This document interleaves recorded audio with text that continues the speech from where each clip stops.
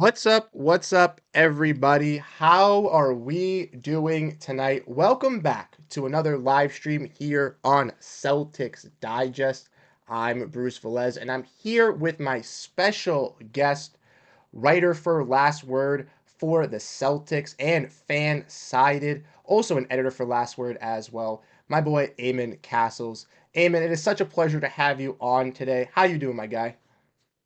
I'm doing great, Bruce. I'm ready to get into this video. It should be an exciting one, especially with the Celtics' recent games. So yeah, let's get into it. Hope you're doing good as well. Awesome. Yeah, no, we're having a good night. The Celtics are taking on the Toronto Raptors tonight in an hour and a half from right now. But we're going to discuss the Celtics so far in their recent past week, going over some possible struggles, looking at the Celtics, looking forward to tonight's game and for further games, things they might need to fix and work on, and also answering your guys' questions. So if you guys have anything you guys would like to discuss or break down about this Celtics team, fire it down below in the comment section and we will get to answering. But Eamon, I think the first thing that we got to break down is looking at this Celtics team struggles, because this is something you and I have kind of talked about off camera as well when referring to the Boston Celtics, as it's something that not a lot of fans are used to seeing with this team, specifically in December and January, having these types of weird games. They are losing some tight ones, and you were specifically at that Kings game as well. So let me hear your thoughts on all of this. Yeah, for sure. Yeah, it's been really weird, kind of like you said, just a lot of uncharacteristically bad mistakes and bad stretches, I would say, on both ends of the floor, really. Offensively, I would say the big thing is they're just not making a lot of their threes, which has been sort of their bread and butter, especially the last few years under Joe Mazzulla. But it seems like they're just having a really tough time making threes right now, even open threes.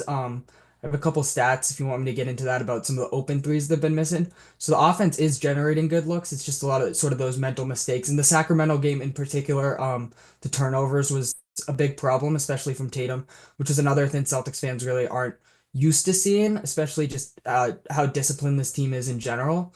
And then defensively, a lot of lapses on the rotations, not really playing too physical inside as well. Sort of the Sacramento game, you saw that with Sabonis getting 28 rebounds. And then fourth quarter play just on both ends has looked really rough. I would say not just these last two games, but over the last 15 to 20 games. They're 7-6 in the last 13 games. And I believe their defensive rating in the fourth quarter over the last 15 games has been 26th, which is super low for a team that we're used to seeing in the top three for defensive rating every year. So I think that's sort of my big takeaways.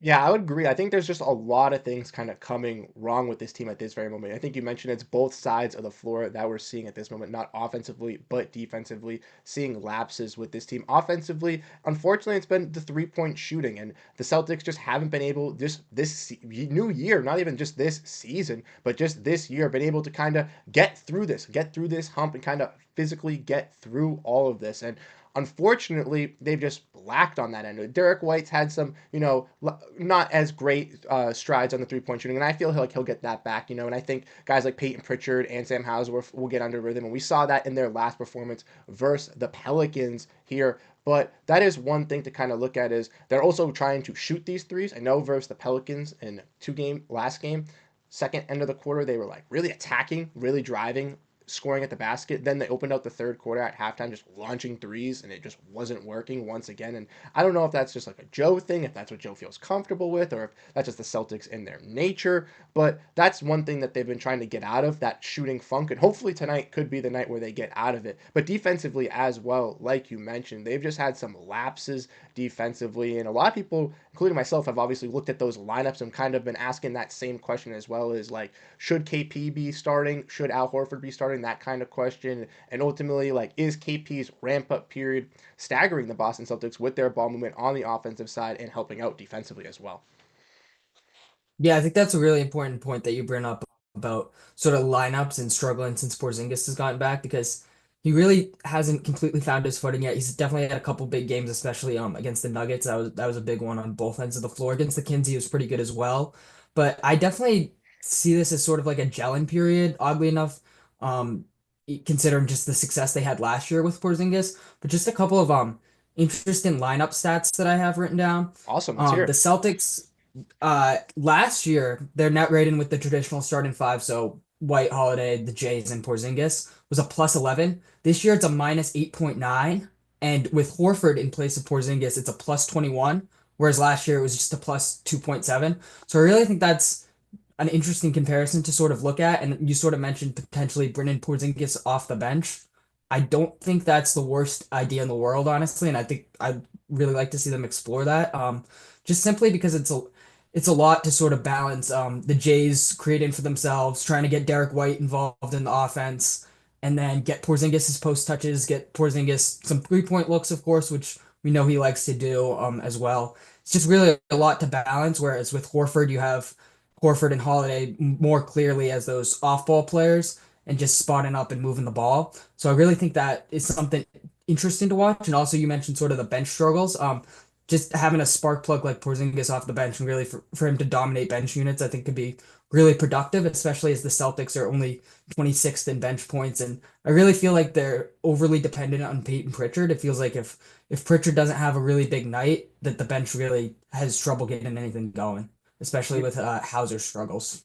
I completely agree with all your points there, Eamon. I think lastly you hit it with the Peyton Pritchard struggles because we've seen that in recent games as well. Peyton Pritchard obviously versus the Oklahoma City Thunder put up 0 points versus the Denver Nuggets, didn't really put up much offensively as well. Like I mentioned, he was able to find a little bit of his rhythm versus the Pelicans, but with him being so successful and taking that leap in the sixth man of the year race, it looked like the Celtics were fine with those bench minutes. But and with those bench points in production. But as you can clearly see, when Peyton Pritchard goes in that slump and they don't have that other offense creator due to the fact that Sam Hauser has been a little bit inconsistent, has been dealing with some injuries, but also has been a little bit consistent, they have been lacking. Could have a guy like Lonnie Walker been a maybe helpful piece for that offensive side? For sure. Could have possible trade as well be another possible upgrade as well? I agree. But I want to say with the Porzingis thing, I kind of said that I didn't want it, but now that we're talking about it more, I think I'm getting persuaded a little bit more to see it because I've been talking not only to you and with you saying this, but other people as well, where I really like these double big lineups that the Celtics have been running. And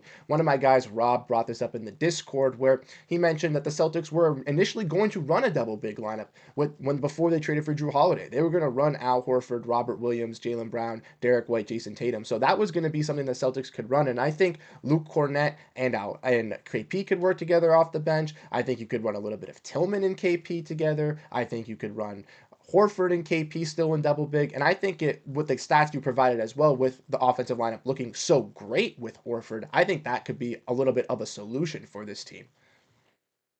Yeah, no, I definitely agree, and I feel like the double bigs have definitely been a positive throughout the year.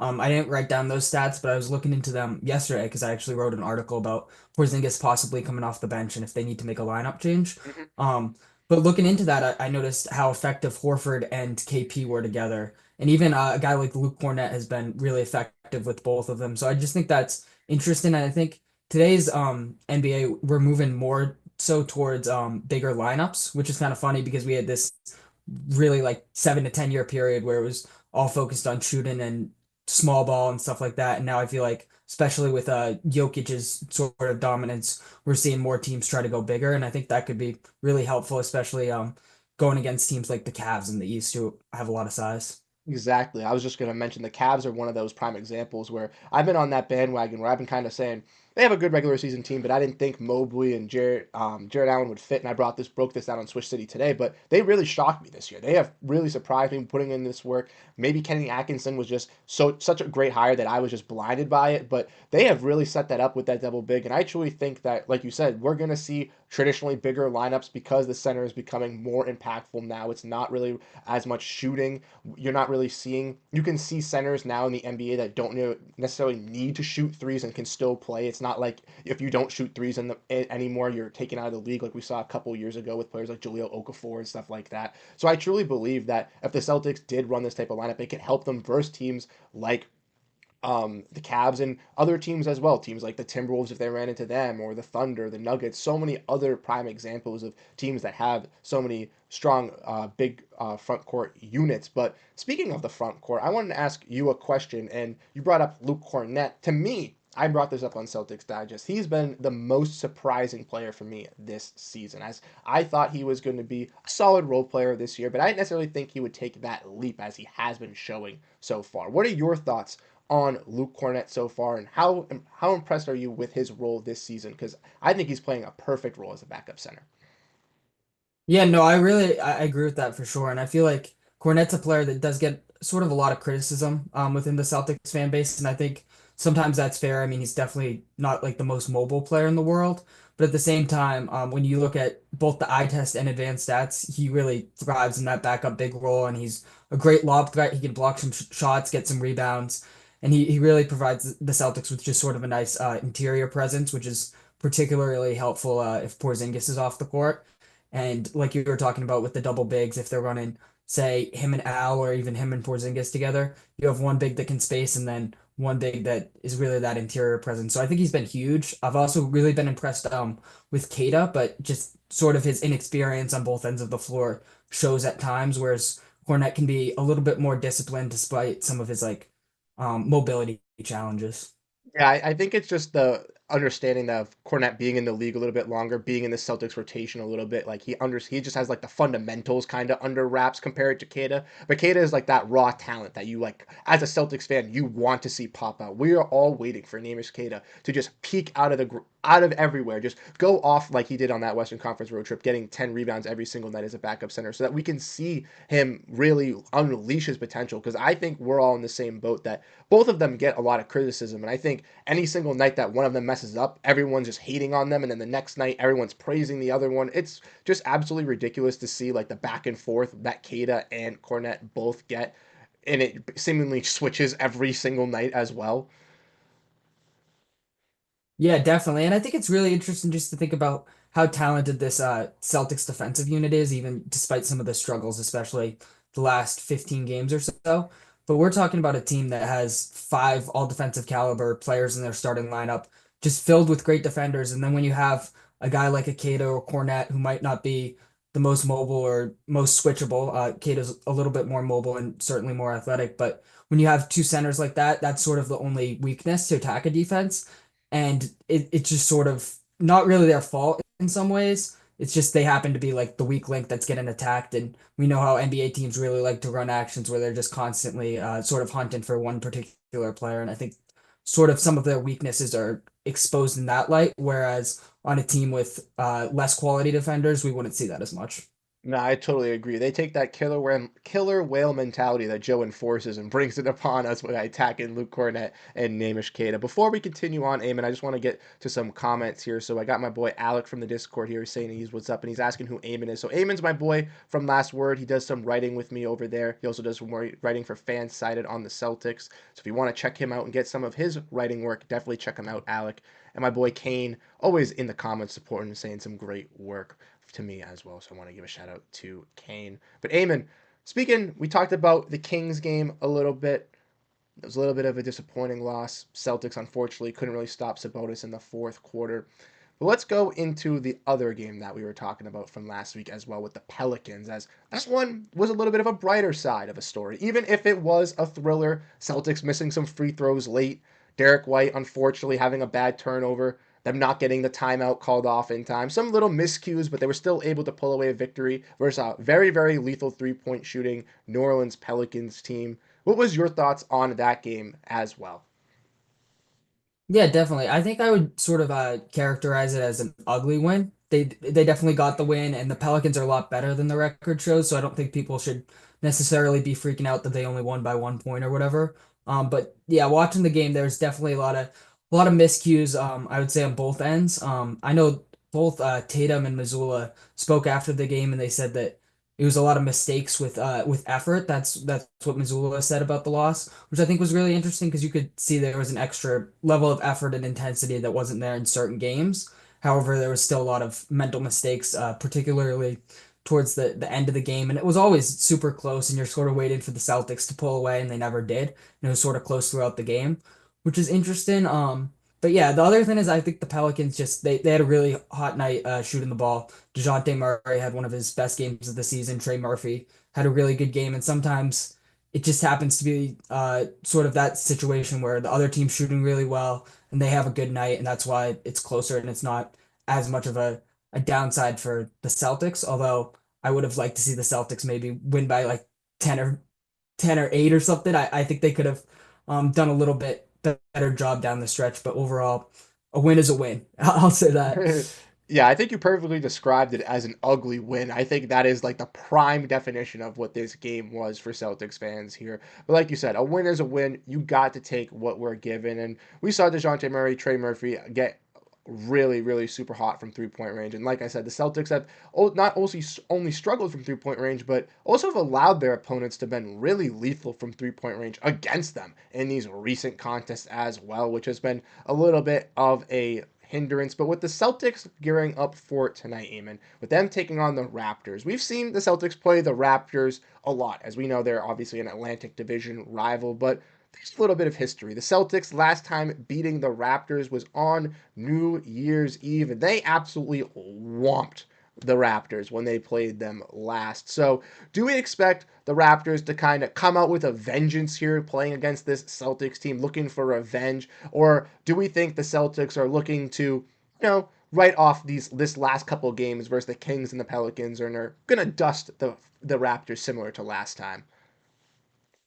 Yeah, I think it's a really interesting game to think about because this really should be a get right game for the Celtics. Looking at the Raptors, they're towards the bottom of the Eastern Conference and they're sort of in the Cooper Flag sweepstakes. Hmm. But at the same time, throughout the year, they've shown that they can be super competitive. We had the first Celtics Raptors game in November really go down to the wire with Tatum hitting that last shot at the buzzer, and then we had the 50-point game. So it's sort of a big range. I know the Raptors are on a back-to-back. They played the Warriors last night, and they were able to beat the Warriors, which is kind of crazy, but that just shows how competitive this team can be. I think, with Scotty Barnes, who's just a really well-rounded player, does a little bit of everything. That's always going to be a tough matchup. RJ Barrett's having a really good year. I remember last time it was or in the November game when it was really close, Jakob Poeltl had a really big game, and they sort of exposed us in the paint.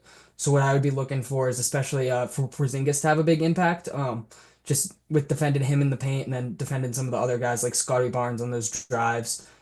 Well, the Celtics, I obviously looking at the 3 pointers because that's a huge factor for a team that shoots 53s a game. A big factor in them winning is simply hitting shots, but I also really would like them to be aggressive and trying to create open shots at the rim, drive to the rim. Even if you're not getting shots at the rim, maybe kicking it out to three. I really just feel like when this team is driving, that's when they're at their best, either getting shots in the paint or finding open guys in the corner. Yeah, I agree. I think they need to get back to that driving kick, just kind of getting back into that rhythm and creating this offense here. And you mentioned some great players on this Raptors team. One in Scotty Barnes, who is, one of my standouts on my fantasy league team. So I will give him some credits for that. But, Scotty is a player that can really do everything on the floor as a forward for this team, can really play make as he can play point guard sometimes for this Raptors team. He plays some solid defense. He's a great wing defender as well. You mentioned RJ Barrett. He's very effective, and Jacob Blocks also mentions that RJ always steps up versus Celtics, not only with the Raptors but Yes. versus the Knicks as well. So yeah, I can definitely see RJ Barrett. Do they have Emmanuel quickly back? I'm pretty sure they have Emmanuel quickly back at this moment, right? I want to say he's out tonight. Yeah, he is. He's going to be out with a Okay, hip so injury. no Emmanuel quickly tonight, but RJ Barrett, he's obviously solid. Scotty Barnes, Jakob Poeltl, once again, I'm shocked he's not in trade rumors or possibly being shopped by this Raptors team. I know they're tanking, but he is a very valuable piece as an interior defender. He's a double guarantee, and I think versus this Celtics team, like you mentioned, KP is definitely going to have to step up. I think we'll see a lot of Al Horford as well, kind of matching up against him as well, just because Poeltl's a little bit of one of those slower, traditional bigs where a guy like Horford, since he is a little bit older, can match up with him, use his body on him. I do like those matchups. I'm also looking for my guy Peyton Pritchard on here as I'm wearing my Pritch Please sweatshirt to really step up and just come out for this 3 point range and try to light it up for the Celtics team. Like we've kind of mentioned and talked about, he's just been really, really cold of late, and I just want to see him pop off, get this second unit going, possibly even see some shakeups as well with maybe Porzingis coming off the bench.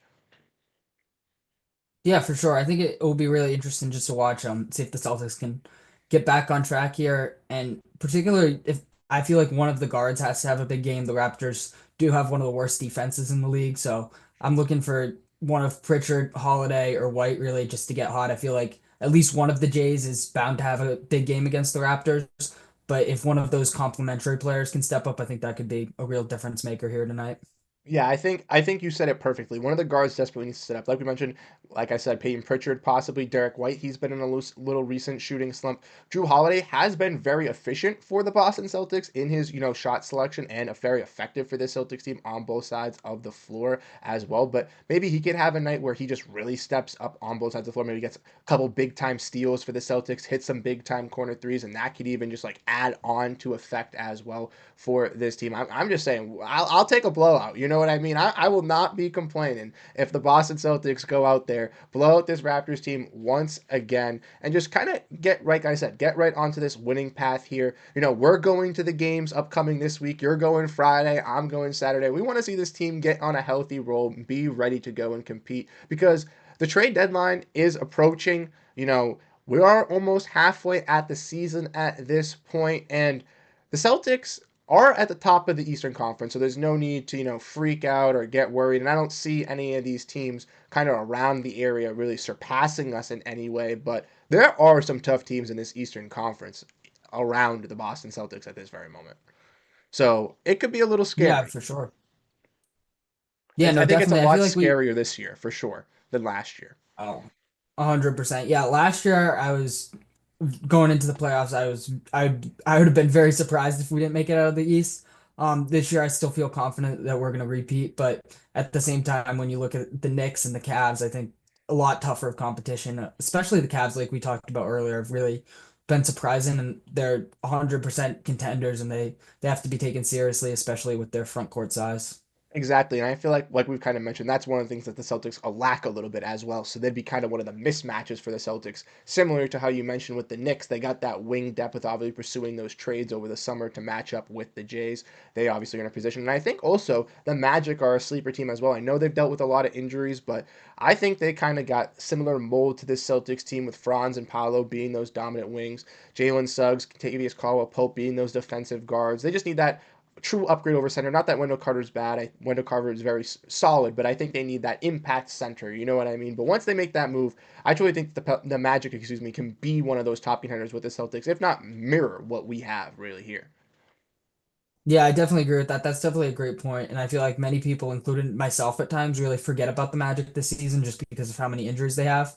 But they're currently the 4 seed, which is super impressive. And then we saw back in December without Franz or Paulo. I know we didn't have Tatum, but that's definitely a game we should have won. But Yep. the Magic were able to beat the Celtics, which is really crazy. And then last year, I think they beat us in the in-season tournament. They might have beat us another time. So it's always a team that sort of plays the Celtics really tough. So that's definitely a team to really be on the lookout for, especially just how good they are defensively.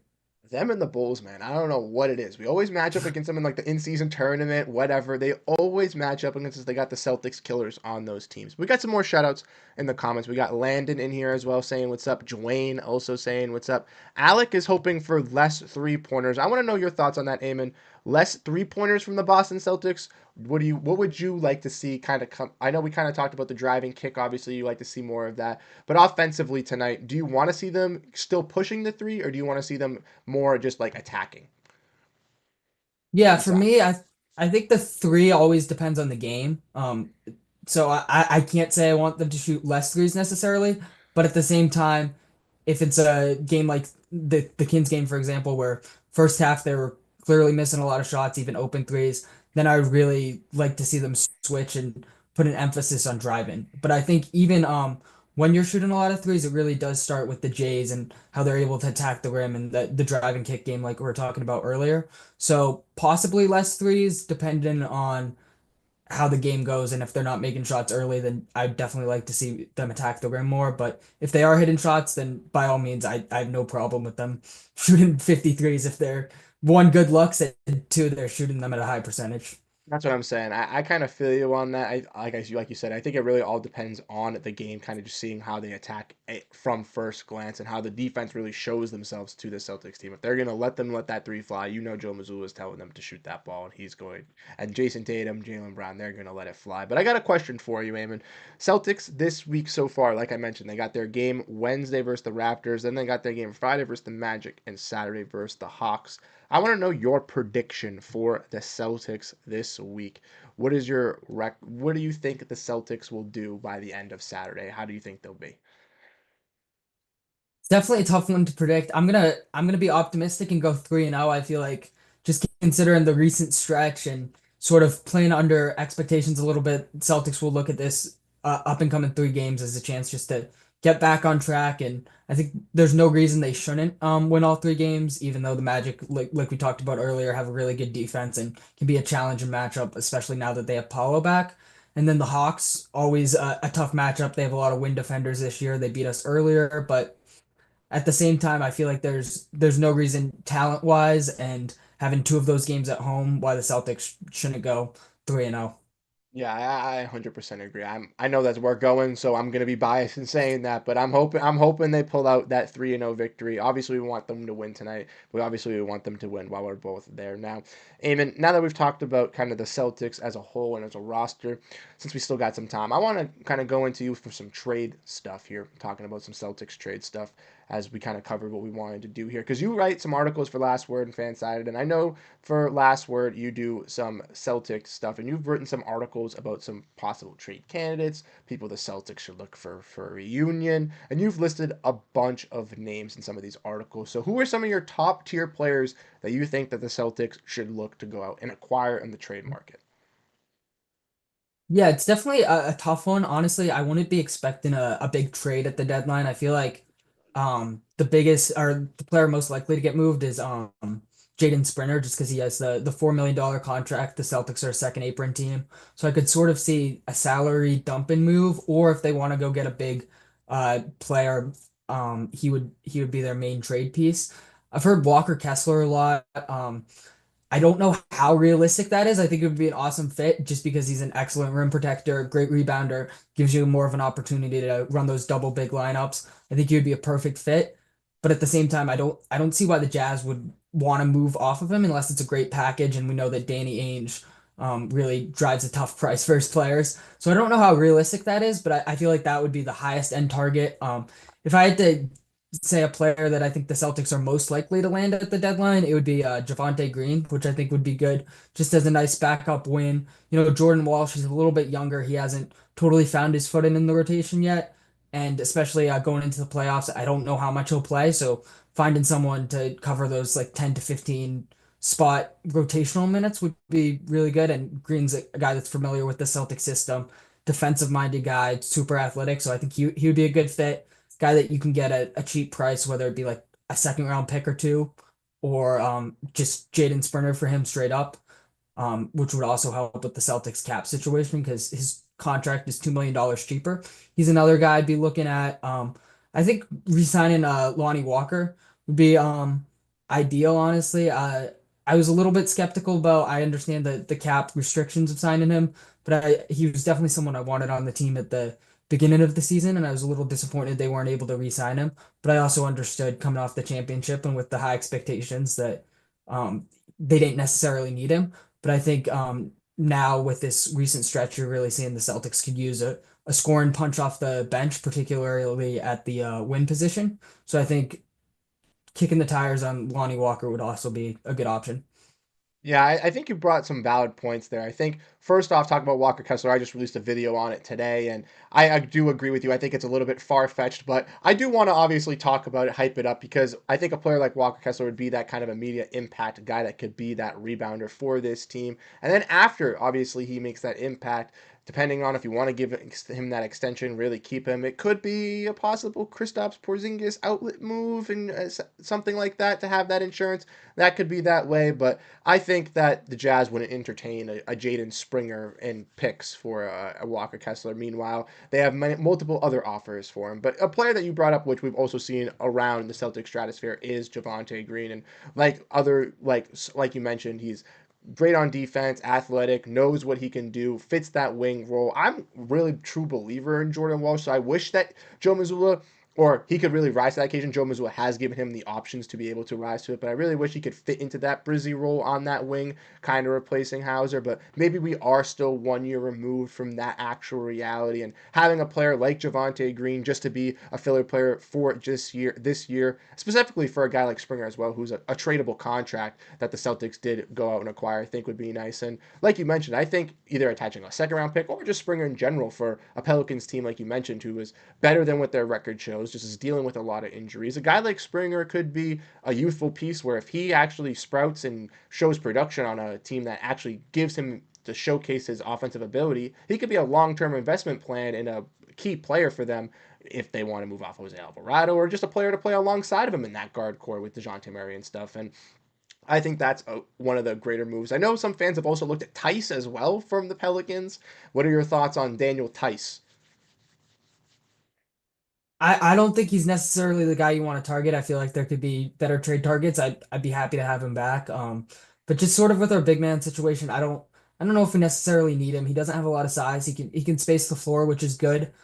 Um, but I don't know how many minutes he'd really get in there. I feel like he's almost at like Xavier Tillman's level. So I feel like it would be kind of tough for him to crack the rotation. We have Kata and Cornette as well. So I think it would be tough uh for him just to come in and probably not play a ton, but just for that Porzingis and Horford insurance, I don't think it's the worst idea in the world, but there's definitely targets that would be more exciting to me.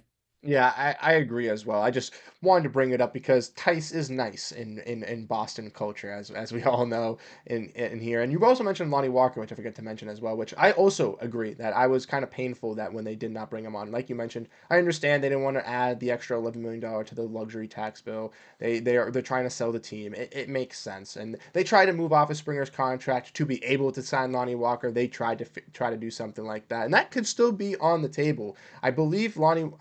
Don't know where Lonnie's playing. I know he's playing in Europe. I don't know like the exact name, but I saw something where like he said like he could possibly get bought out. I don't know if it's like or they like teams can buy him out on that contract. So the possibility of him coming back to the NBA is still, up in the air. And if a team is willing to give him that role, specifically the Celtics, one that he already played with and worked with, maybe that's the opportunity that he does take. And I would not be mad if the Celtics add that. Also, another player I've seen mentioned as well from how about them Celtics, the guys Jack and Sam. They mentioned bringing up Drew Peterson and stuff like that as a two-way as well. I think he could be a nice, valuable piece, but I think that's something the Celtics wait possibly as the 15th man, as the final roster spot, just for some extra insurance, or it's possibly that's like a next year type of thing. Yeah, definitely. I think Peterson has been pretty impressive in the limited minutes that he's had. He had that really impressive stretch early December, late November. He played big minutes in a couple of games and then sort of hasn't seen the rotation since. However, whenever he has played, I've been pretty just impressed with his ability to get rebounds. Not a bad defender at all. Passes the rock, can hit open shots. I really like his skill set. But at the same time, I definitely understand why they're sort of prioritizing Jordan Walsh. He spent the second round pick on last year. And Walsh, sort of like we were talking about earlier, good defender, very athletic. It's just a matter of his 3-point shot falling for him to really get big minutes with this team. I feel like when you're shooting below 30% from three, it's tough to get any sort of consistent minutes there. No, I 100% agree, Eamon. That I think for Walsh, it's just really kind of finding that 3-point shot. And we've seen the glimpses of it. You know what I mean? Summer League last or 2 seasons ago, it was there. You know what I mean? He looked like he was going to be one of those shining bright stars. That's why a lot of Celtics fans were puzzled when Walsh spent most of the season last year in Maine after his very successful Summer League. And then obviously we saw this year him have some struggles through the Summer League, through the preseason with that, and then once he was able to find himself a little bit of a role. We've seen some spurts of it, but we haven't seen it locked down as consistent as we would like. And I think that there's still some growth there, obviously, with him and Shireman. But one thing the Celtics have been doing is hitting on these young guys, man. They've been able to nail some of these picks and selections. Even guys on two-way contracts. Namus Keita was a two-way last season. He was brought up. Now he's on a standard deal. A guy like Drew Peterson is looking like the possibility he can do that. I'm a big believer in JD Davison. I don't know if you are, but even if it doesn't get a role on the Celtics team, I think he definitely deserves one on some other NBA team. Anton Watson looks good. You look at the main Celtics, they got Jay Scrubb, Hasten Ward, Scottie Steph. They have a lot of talent that even a guy they just added in just a couple of days ago in Jason Preston, who was an X2A guy. They have a lot of talent that they are adding to this main Celtics team. Brad Stevens is doing a fantastic job, and who knows, some of these guys could be potential pieces as well for the Celtics, even if not like main impact guys, as two-way guys or potential pieces to grow with this team.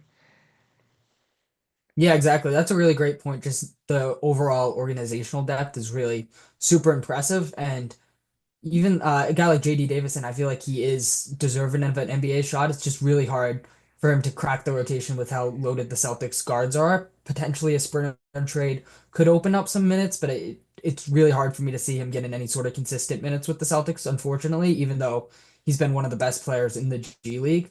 But yeah, it's really impressive, and it's really interesting to think about just how good of a GM Brad Stevens has been. Obviously, with some of the bigger trades for Porzingis, White, Holiday, but then just finding those really high impact players on two-way deals.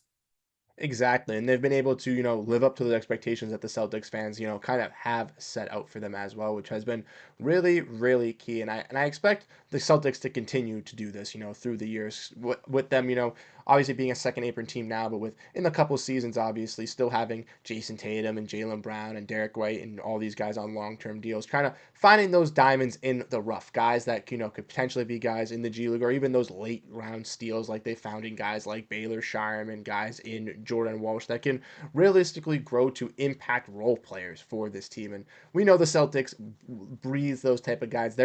Brad Stevens, they're going to find the guys that are perfect for the Celtic culture. They did that with Peyton Pritchard. They went and did that. They found that guy in Sam Hauser, Jordan Walsh, Baylor Shireman, and it's going to just continue to keep happening. I'm really, really excited with what this Celtics team has been able to produce. And I keep thinking they're going to be able to produce more and more. And with Davison, I do agree. I don't think it's going to happen with the Celtics with just how much of a big guard room they have. But I'm just hoping with another squad next year, because he's not 2A eligible, that someone will give him that chance. You know what I mean? Just someone will believe in him because he's one of the best in the G League, like you mentioned, but in main Celtic history. He's got some stats up on there with points and steals and everything like that. Yes, sir. All-time leading scorer in main Celtics history. It's pretty crazy. And even looking back to last year with Banton, who got traded at the deadline to the Blazers. After he got that opportunity with the Blazers, he really sort of exploded, and he's been a very productive NBA player. And I really feel like there's so many guys like that on the Celtics roster that just on a competitive team, it's just tough to get any sort of consistent minutes. But they're really, really talented players. Yeah, just the guys we've been talking about, whether it's a Peterson, whether it's a Davison, Shireman, even going back to Sprinter, who could be really impactful on a new team. I just feel like we're so loaded with talent. It's just really tough for those guys to crack the rotation.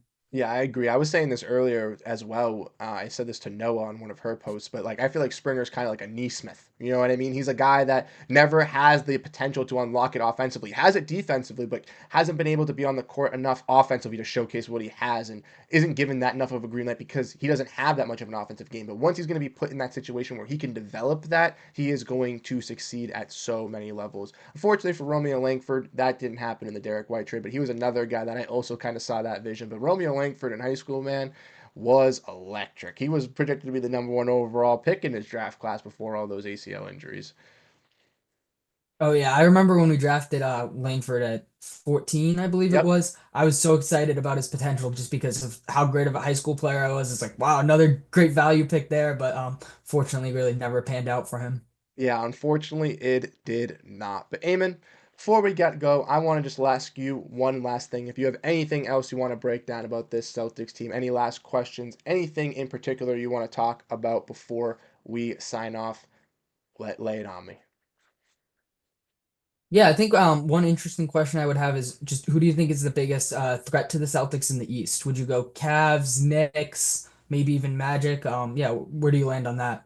Okay, so I'm gonna go. I personally think at this very moment, it's the New York Knicks due to the fact that we've seen Karl Anthony Towns really explode as that centerpiece alongside Jalen Brunson as that 1-2 punch. They have the wings that can match them, and they do have. Even though Tom Thibodeau doesn't want to play, a lot of the bench, he's gonna give those guys 40 minutes. They have some guys on the bench that can spark and can make some impact plays. I do think the Knicks do need that backup center. I still think that with Mitch kind of dealing with these injuries, it's a little bit of a question mark. If Mitch is back, if he's fully healthy, then that puts them in another tier for me where I'm even more scared. But if they don't have Mitch at this very moment, I still think they still need to move Mitch for a guy like Valanciunas, a guy that they're interested, just someone to replace him to be that backup. And if they can do that, then I think it becomes even more scary. But I'd say the Knicks right now, the Cavs are definitely a top tier team. They definitely do scare me. But I have a feeling with them being the 1 seed, they might run into a team like the Bucks or like the Magic or maybe even a 76ers which has or a Heat that has some playoff experience that might be able to take them down a little bit earlier than expected.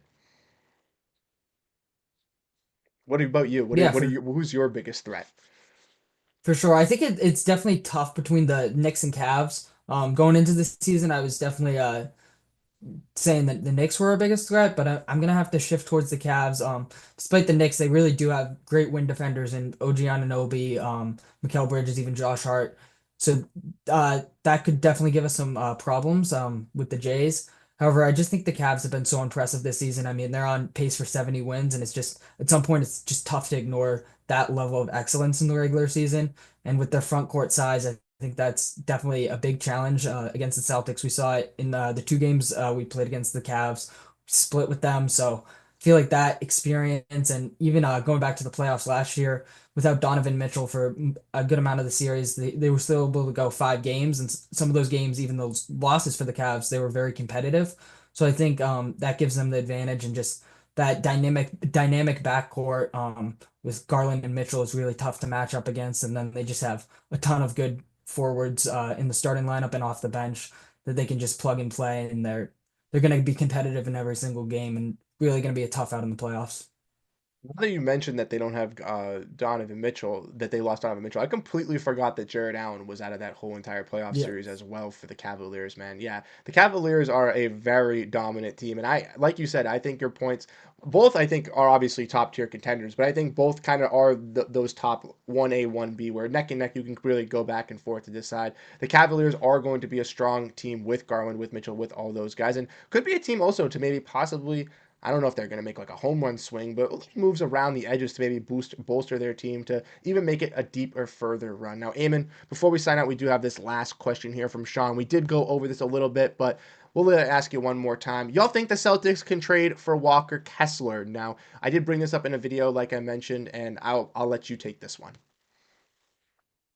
Yeah, it's definitely going to be tough for them to trade for Walker Kessler just because I feel like Danny Ainge really he negotiates a high price for his players. So I think Walker Kessler is unfortunately going to be out of reach for the Celtics. I think he would be a perfect fit just as another big man, great shot blocker, great rebounder, interior presence.